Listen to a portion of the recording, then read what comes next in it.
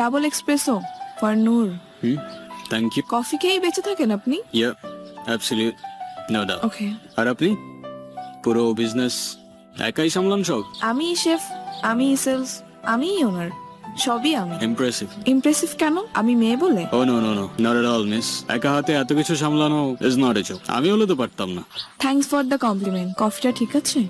একদম, যতটা তেতো ভেবেছিলাম ততটা হয়নি। হয়তো আপনি সার্ভ করেছেন তাই।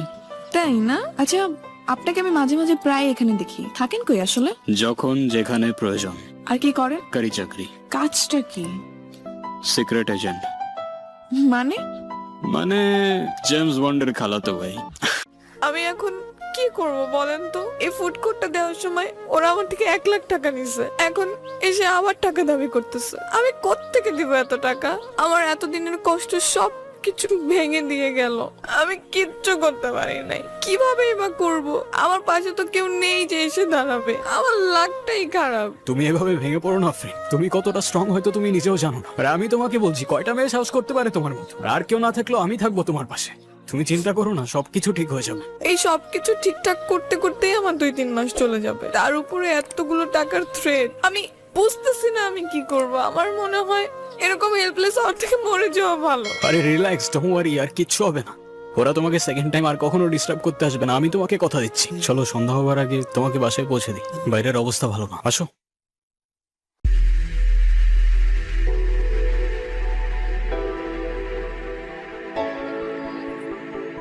এইদিকে কি আপনাদের? এই এরিয়া তো আপনাদের মধ্যে পড়ে না। আরে ভাই, ভয় পাওয়ার কিচ্ছু নাই। এরিয়া দখল করতে আসিনি। এরিয়া আপনার, ধান্দা আমার। Let's talk business.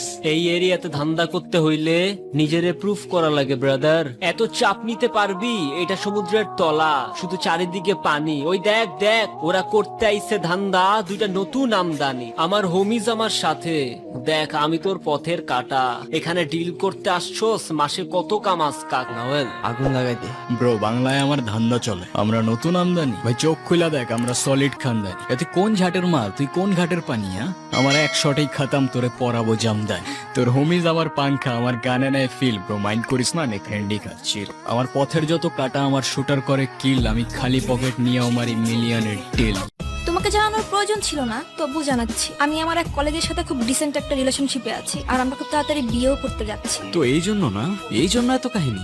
ডিরেক্ট বলতা না, যাইতে দিতাম। এত হার্ট করার দরকার ছিল না। এরকম কিছু না, আমি শুধু আমার জন্য একটা ডিসেন্ট সিম্পল লাইফ চেয়েছিলাম, যেটা সব মেয়েই চায়। হ্যাঁ ঠিক আছে, আমি বোকা। 2টা বছর না কখনো টেক্সট করছো, না কখনো কল করছো, তাও কিচ্ছু বুঝি নাই। গাধার মতো ওয়েট করে গেছি অলওয়েজ। কেন ওয়েট করছো? আমি কি তোমাকে কখনো ভালোবাসি বলছিলাম? কত মহৎ তুমি প্রীতি। যারা কখনো ভালোবাসি বলো নাই, তার জন্য তোমার চোখে জল চলে আসছে। আমার আর এই ফেক ইমোশনস গুলো দেখাও না। ভুল করতেছো তুমি। হ্যাঁ, ভুল তো করে ফেলছি প্রীতি, মানুষ চিনতে।